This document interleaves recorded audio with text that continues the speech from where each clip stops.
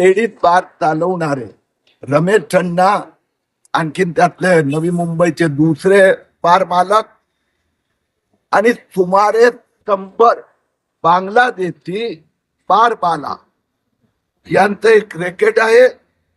त्याच्या सोबत भारतीय पोलीसचे काही ऑफिसर हे पूर्णपणे सहभागी आहेत. अस्मा पोली हे जे बांगलादेशी बार बाला गेले 12 वर्ष इथे राहते. तिच्या घरी भारतीय पोलीसचे असिस्टंट पोलीस इन्स्पेक्टर सुतार, पोलीस सिपाई खाडके, पोलीस सिपाई नेमाडे आणि महिला पोलीस मोडे हे 4 जण गेले. तिच्या घरी बनावटी नकली धाडी घातल्यात. 60 लाखहून अधिक रुपयेचा माल ताब्यात घेतला.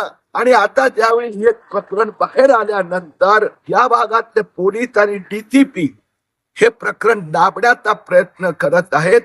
ही एक खूप गंभीर मोठी बाब आहे.